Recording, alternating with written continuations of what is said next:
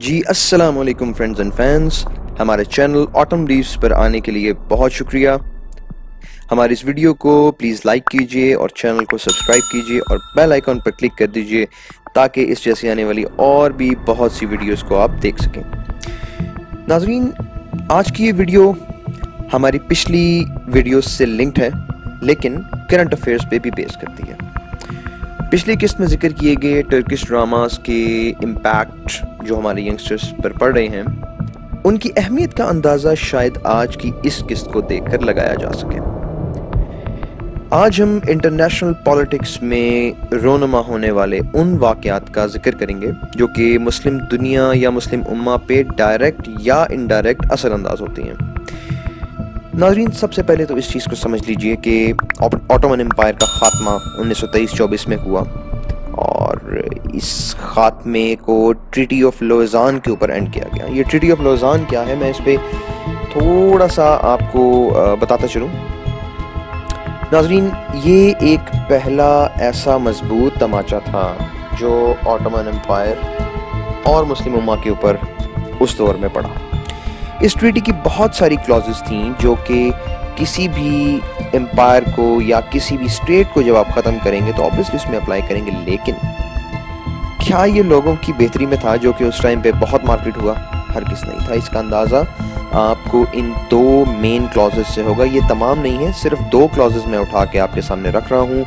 इन दो क्लॉजेस से आपको ये अंदाज़ा ज़रूर हो जाएगा कि ये वेस्टर्न पावर्स और ये फ्री मेसन्स जो उस दौर में खिलाफत उस्मानिया को गिराने की बहुत तगदों में थे, जब कामयाब हुए तो वो कितना उस दौर के मुस्लिम उम्मा और बाकी लोगों की बेहतरी के लिए था और कितना नहीं। पहली सबसे बड़ी क्लॉज बॉस्फोरस बंदरगाह, जो कि एक समंदर का कुछ चौड़ा हिस्सा है जो इस्तांबुल को दो हिस्सों में डिवाइड करता है। इसके एक तरफ भी लैंड है, दूसरी साइड पे भी लैंड है, और ये बॉस्फोरस समंदर का वो पार्ट है जो कि यूरोप के लिए शॉर्टेस्ट पॉसिबल ट्रेड रूट रहा है और आज भी है। और अगर ये कहा जाए कि आज इस वक्त ये दुनिया में बिलियंस ऑफ डॉलर्स की बिजनेस का जिम्मेदार है ये रूट, तो हरगिज़ हरगिज़ हरगिज़ गलत नहीं होगा।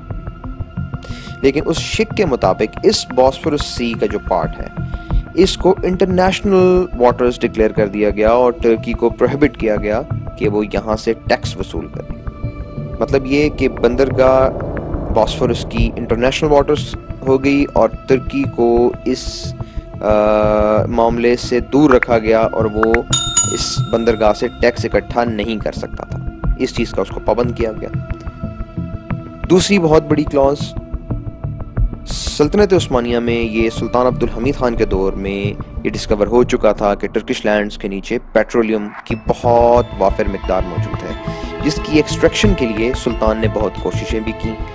अलबत्ता वेस्टर्न पावर्स ने जो भी उस दौर में ऑपरेट करी थी, वन वे और another dirty politics and games के थ्रू रोक लिया और पेट्रोल एक्सट्रैक्शन नहीं हो सकी। और जब ये सल्तनत टूटी तो जनाब इसको ट्रीटी का पार्ट बनाया गया कि जो टर्किश लैंड्स के नीचे पेट्रोल मौजूद है, टर्की इनको एक्सट्रैक्ट नहीं कर सकता और टर्की दुनिया से पेट्रोल खरीदने का पाबंद होगा। नाज़रीन, इन दो क्लॉजेस से आप खुद ये बहुत अच्छी तरह से अंदाज़ा लगा सकते हैं कि ये ट्रीटी महज सल्तनत को तोड़ने और टर्की को कमज़ोर करने के लिए बनाई गई थी कि कहीं टर्की दोबारा से ग्रो अप ना हो जाए, दोबारा से एक बढ़ती हुई पावर लोगों के सामने उभरती हुई ना आ जाए। तो नाज़रीन, सबसे इंपॉर्टेंट पॉइंट, हमारी आगे जितनी भी डिस्कशन होगी आपने इस पॉइंट को अपने जहन में रखना है कि ये दो पाबंदियां special part of treaty of Lausanne, जो कि 2023 में 100 साल पूरे होने के बाद ये पाबंदियां, ये मुआहिदा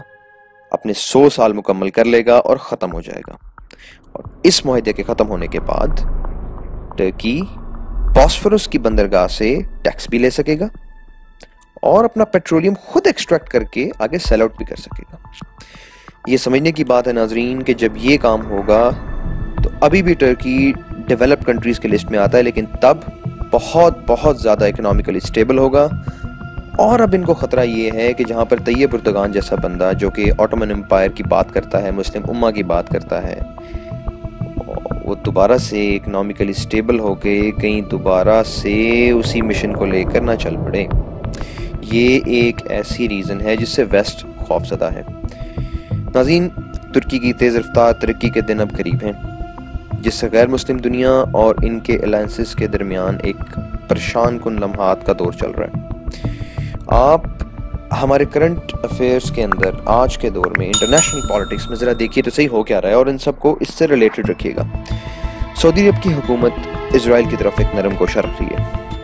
मोहम्मद बिन सलमान MBS जो हैं वो आपको अपने इंटरव्यूज़ में इजराइल और ज्यूज़ के अगेंस्ट होने के बजाय, पैलेस्टाइन की बात करने के बजाय उनके साथ brotherhood and peace and stability और ट्रेड की बात करते नजर आएंगे, राइट। सेकंड, आज आपके सामने UAE का इजराइल को तस्लीम कर लें, ये भी फैसला आ गया होगा। आप इससे अंदाज़ा लगाइए कि अगर UAE इजराइल को मान जाता है, उसको तस्लीम कर लेता है, एक पीस ट्रीटी साइन कर लेता है, तो इसका मतलब ये है कि UAE ये चीज़ मानता है कि इजराइल ऑक्यूपाइड पैलेस्टाइन में नहीं है, मतलब ऑक्यूपाइड पैलेस्टाइन नहीं है, इट्स इजराइल। यानी कि ज्यूज़ ने पैलेस्टीनियंस के ऊपर कब्जा करके ये लैंड हासिल नहीं की, वो ये मानता है कि ये उनका अपना लैंड है। सो डेफिनेटली वो आवाज़ कभी भी फ़लस्तीन के नहीं उठाएगा। नाजरीन, इम्पॉर्टेंट पॉइंट ये है, UAE ने जिस तरह कश्मीर के इशू को बालाए ताक रखा और इंडियन 1 बिलियन की मार्केट को फोकियत थी। आप सऊदी अरब को देख लें, ढेरों ख्वाहिशात उस ख़ानदान की हैं जो कि पाकिस्तान से वो चाहता है, लेकिन फिर भी कश्मीर इशू को बालाए ताक रखा जाता है। क्यों? क्योंकि सामने इंडिया है जो 1 अरब की मार्केट है। यानी ये तो वही सोच हुई जैसे पिछली एपिसोड में हमने आपसे जिक्र किया था कि न्यू वर्ल्ड ऑर्डर जब बनाया जा रहा था तो फ्री मेसन्स की सोच यही थी कि इस वर्ल्ड ऑर्डर के अंदर ना कोई रिलीजन का ताल्लुक होगा, ना किसी और चीज़ का, सिर्फ इकोनॉमिक्स, पैसे की बात होगी। आपके सामने है आज हमारे ही मुस्लिम पावर्स तमाम मुस्लिमीन को नहीं देख रही हैं, पैसे को देख रही हैं, अपनी आवाम के लिए भी कर रही हैं, लेकिन हमारा दीन हमें बढ़ के मुस्लिम होने का पहले कहता है।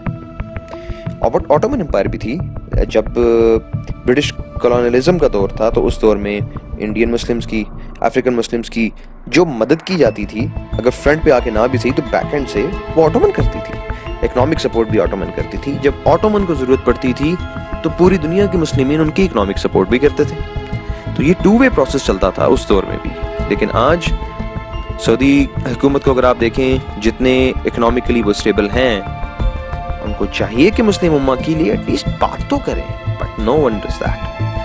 यही वो सोच है जो न्यू वर्ल्ड ऑर्डर बनाते हुए जो एक विजन देखा गया था, वो यही था, आज आपके सामने मौजूद है। खुशी नाजरीन, ट्विटर पे चलने वाले कुछ ट्रेंड्स को देखकर होती है। आप ज़रूर ट्विटर पे जाइए और पिछले 3 दिन के टॉप ट्रेंड्स को ज़रा देखिए। सबसे पहला ट्रेंड आपको 3 दिन पहले का शायद मिलेगा, टर्की इज़ नॉट अलोन, और दूसरा आपको मिलेगा जो आज से शुरू हुआ है, UAE स्टैब्स मुस्लिम्स। तो ये देखकर बहुत खुशी हुई, अंदाज़ा हुआ, और कमेंट्स आप देखेंगे तो आपको अंदाज़ा होगा कि अवाम अब समझ रही है मसाइल को। यही वो टारगेट है जो अचीव हुआ है इन टर्किश ड्रामास के थ्रू। लोगों ने पढ़ा है, लोगों ने एब्जॉर्ब किया है, एक्सेप्ट किया है, माना है कि हम क्या थे क्या नहीं थे, और खुशी होती है देखकर कि अवाम इन मसाइल को अब समझ रही है। पाकिस्तान हमेशा से एक एटॉमिक पावर होते हुए मुस्लिम उम्मा के लिए एक उम्मीद की किरण साबित हुआ है।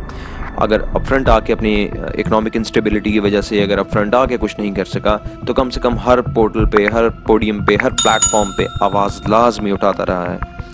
और आज ग्रेटर इजराइल की जो आप एक बहस सुन रहे हैं, उसके सामने वो यानी ग्रेटर इजराइल बनाने वाले एक मुस्लिम ब्लॉक बनता हुआ भी देख रहे हैं, जो उनके लिए एक डरावना ख्वाब है।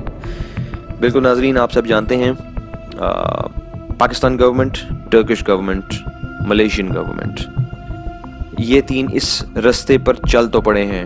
अल्लाह करे कि इस रास्ते पर उस मिशन को अचीव कर पाएं जो कि अभी इनका विजन है। तो नाजरीन, ये आज भी दुनिया पे जो राज करने वाली सोच थी ना, वो हर किस्म के पैंतरे आजमा रही है। आप पाकिस्तान में कशीदगी को देख लें, आप तमाम मुस्लिम उम्मा के तमाम कंट्रीज़ में मुस्लिम उम्मा के हालात देख लें, आप गैर मुस्लिम दुनिया पे हमारा इन्हिसार देख लें, ठीक है। हमें लिमिट किया गया है। पढ़ना हमने छोड़ा और हम लिमिट हो गए आज। तो हमें आज ये अहद करना है कि हमने आगे को जब चलना है तो कैसे चलना है। नाज़रीन, तुर्की के साथ हमारी पार्टनरशिप एक बहुत फ्रूटफुल पार्टनरशिप साबित हो सकती है, ना सिर्फ हमारे लिए बल्कि पूरी उम्मत मुस्लिमा के लिए। ये मुश्किल हालात हैं, अल्लाह का नाम लेना चाहिए और अल्लाह का नाम लेकर जब आप अल्लाह के रास्ते में इस मुश्किल को अपनाएंगे तो अल्लाह पाक भी आपकी मदद इंशाल्लाह ज़रूर फरमाएंगे। आप ये देख लीजिए नाज़रीन कि ये होता है एक इम्पैक्ट जब आज UAE के इजराइल के साथ पार्टनरशिप की खबर आई तो टर्की के प्रेसिडेंट रजब तैयब एर्दोगान की तरफ से एक स्टेटमेंट रिलीज हुई है उनके ऑफिस से कि Turkey is considering suspension of diplomatic ties with UAE over UAE Israel deals. तो आप अंदाज़ा लगाइए, फ्रीमेसनली के मेंबर्स हैं और जो चाहते हैं दुनिया पे रूल इस तरह से करना कि सिर्फ पैसे की भागदौड़ हो और किसी चीज़ का नाम ना हो। तो नाजरीन, ये चीज़ हमें समझ आती है कि टर्की इसीलिए इस टाइम पर इनके दिमाग पे छाया हुआ है कि कहीं दोबारा ये उठना जाए, क्योंकि उनका लीडर इस वक्त इस्लाम की बात करता है, दीन की बात करता है, वो बात करता है जिससे ये लोग खौफज़दा हैं। तो आज की वीडियो का मकसद नाजरीन ये है कि आप इंटरनेशनल पॉलिटिक्स को इस कॉन्टेक्स्ट में ज़रूर देखते रहिए, अपना जहन और अपनी आंखें खुली रखिए। इन फ्रीमेसन्स के सबसे बड़े हथियारों में से एक हथियार ये मीडिया है, इसको फॉलो ज़रूर करें लेकिन खुद को क्वेश्चन भी कीजिए कि क्या ऐसे हो सकता है या ऐसे नहीं। अपने दीन को पढ़िए, अल्लाह के दीन पर चलें, हक का साथ दें ताकि अल्लाह के यहाँ हम सब सुरखरू हो सकें। नाजरीन, आने वाली वीडियोस हमारी ऑटोमन एम्पायर से रिलेटेड भी होंगी और हम चाहेंगे, जो रिकमेंडेशंस हैं वो यही हैं कि हम इन वीडियोस को लिंक करें करंट अफेयर्स के साथ। नाज़रीन, हमारे चैनल को अगर आपने वीडियो देख रहे हैं और चैनल को अगर आपने लाइक और सब्सक्राइब नहीं किया तो काइंडली इस वीडियो को लाइक कीजिए, चैनल को सब्सक्राइब कीजिए ताकि हमारे आगे आने वाली और भी बहुत सारी अच्छी वीडियोस आप तक पहुंच सकें। बहुत शुक्रिया नाज़रीन, अपना बहुत ख्याल रखिएगा। Thank you very much. अस्सलाम वालेकुम।